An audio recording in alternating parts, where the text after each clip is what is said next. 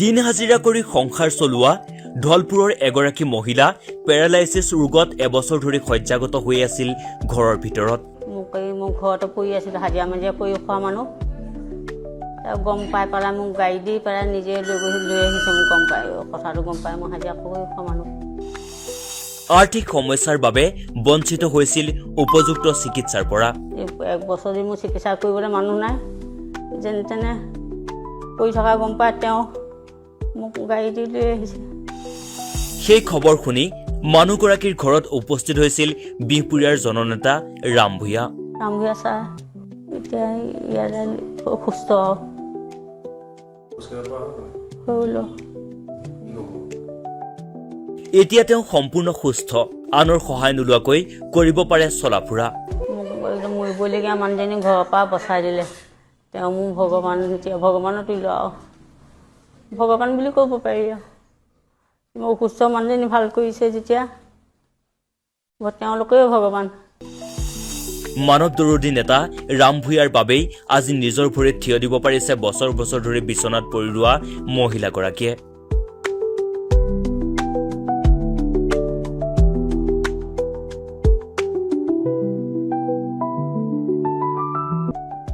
এতিয়া শুনক আন এগৰাকী মহিলাৰ কাহিনী। 6 বছৰ ধৰি ঘৰৰ ভিতৰত শয্যাগত অৱস্থাত আছিল এইগৰাকী মহিলা।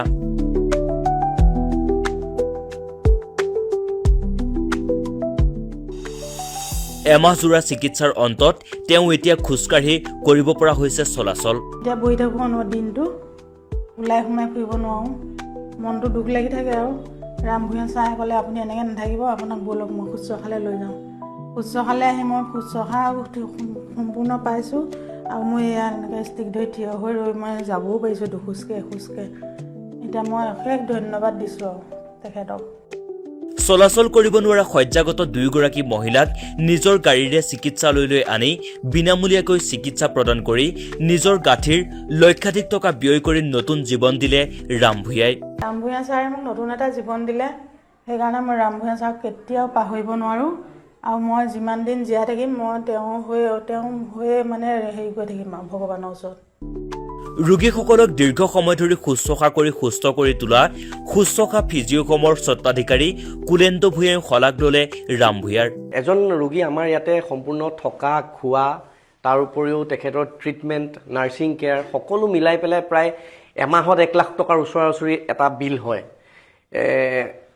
আমাৰ সেই তেনেকুৱা এজন ৰোগী সম্পূৰ্ণ খা খৰচ ৰাম ভূঞাই নিজেই কৰি পেলাই আজিলৈকে যিমানখিনি ৰোগী আনিছে সম্পূৰ্ণ খা খৰচ কাকো এটকাও দিবলৈ নকয় আৰু প্ৰত্যেকখিনি খা খৰচ তেখেতে নিজেই বহন কৰি এই ৰোগীসকলক সুস্থ কৰাৰ তেখেতে দায়িত্ব লৈছে।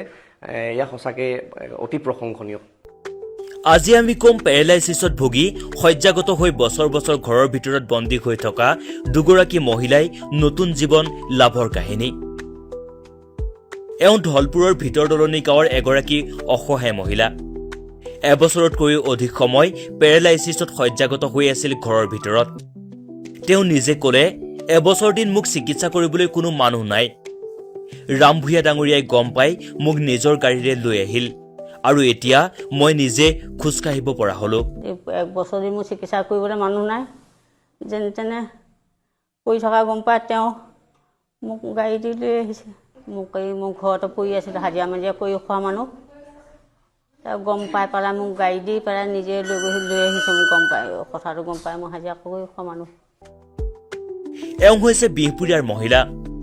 6 বছৰ ধৰি তেওঁ যুঁজি আছিল পেৰালাইচিছৰ সমস্যাত। এতিয়া তেওঁ খোজকাঢ়ি চলাচল কৰিব পৰা হ'ল। তেওঁ প্ৰথম চিকিৎসালয়লৈ কি ৰূপত আহিছিল আৰু আজি তেওঁ কিয় নতুন জীৱন লাভৰ কথা ক'লে শুনক তেওঁৰ মুখেৰে। এজন ৰোগী আমাৰ ইয়াতে সম্পূৰ্ণ থকা খোৱা, তাৰ উপৰিও তেখেতৰ ট্ৰিটমেণ্ট, নাৰ্ছিং কেয়াৰ সকলো মিলাই পেলাই প্ৰায় এমাহত 1 লাখ টকাৰ ওচৰা ওচৰি এটা বিল হয়। আমাৰ সেই তেনেকুৱা এজন ৰোগী সম্পূৰ্ণ খা খৰচ ৰাম ভূঞাই নিজেই কৰি পেলাই আজিলৈকে যিমানখিনি ৰোগী আনিছে সম্পূৰ্ণ খা খৰচ কাকো এটকাও দিবলৈ নকয় আৰু প্ৰত্যেকখিনি খা খৰচ তেখেতে নিজেই বহন কৰি এই ৰোগীসকলক সুস্থ কৰাৰ তেখেতে দায়িত্ব লৈছে। এয়া সঁচাকৈ অতি প্ৰশংসনীয়। সেইটোৱে, মই চকীতে বহি থাকোঁ দিনটো, ওলাই সোমাই ফুৰিব নোৱাৰোঁ, মনটো দুখ লাগি থাকে আৰু। ৰাম ভূঞা ছাৰে ক'লে আপুনি এনেকৈ নাথাকিব, আপোনাক ব'লক মই শুশ্ৰূষালৈ লৈ যাওঁ।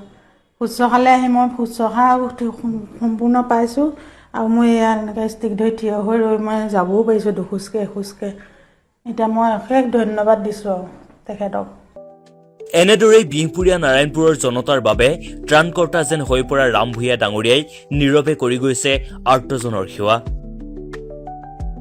এগৰাকী পেৰালাইচিছ ৰোগীক দীৰ্ঘ সময় ধৰি শুশ্ৰূষা প্ৰদান কৰি সুস্থ কৰি তুলিবলৈ কিমান ধনৰ প্ৰয়োজন হয় বা কিমান ধন ব্যয় কৰিবলগীয়া হয়, ইয়াৰ বিৱৰণ দি ৰাম ভূঞাই ৰোগীসকলক সুস্থ কৰিবলৈ কৰা ত্যাগ স্বীকাৰক শলাগ ল'লে শুশ্ৰূষা ফিজিঅ' হোমৰ স্বত্বাধিকাৰী কুলেন্দ্ৰ ভূঞাই। ৰাম ভূঞাই ৰোগীসকলক নিজৰ ঘৰৰ পৰা গাড়ীৰে আনি উপযুক্ত চিকিৎসাৰে সুস্থ কৰি তোলালৈ সকলো ব্যয় বহন কৰে বুলি উল্লেখ কৰে শুশ্ৰূষা ফিজিঅ' হোমৰ স্বত্বাধিকাৰী কুলেন্দ্ৰ ভূঞাই। একচুৱেলি ৰাজনীতিৰ ঊৰ্ধত গৈ পেলাই এজন মানুহে যেতিয়া সমাজৰ বিভিন্নজন দুখীয়া দৰিদ্ৰ মানুহক সহায় কৰিবলৈ ওলাই আহে, তেখেত আচলতে সঁচাকৈ সমাজৰ কাৰণে এজন বিশেষ ব্যক্তি বুলি আমি ভাবোঁ।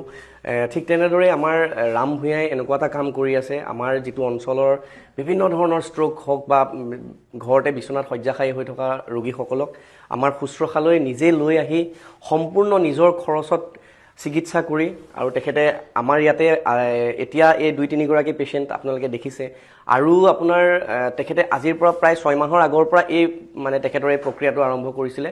তেখেতে এতিয়ালৈকে প্ৰায় 6-7জন পেচেণ্ট আমাৰ ইয়াৰ পৰা ঠিক কৰি পেলাই নিজেই ঘৰত গৈ থৈ অহালৈকে দায়িত্ব লয়। গতিকে তেখেতে যি পদক্ষেপ লৈছে এই পদক্ষেপ সঁচাই শলাগ ল'বলগীয়া। আমি তেখেতক ধন্যবাদ জ্ঞাপন কৰিছোঁ, আৰু তেখেতে আমাৰ শুশ্ৰূষাক আমাক বিশ্বাস কৰি তেখেতে আমাৰ ওচৰলৈ ৰোগীসকলক পঠিওৱাটো আচলতে আমি তাৰ কাৰণে তেখেতক ধন্যবাদ জ্ঞাপন কৰিছোঁ, আমাক এইখিনি বিশ্বাস কৰাৰ বাবে।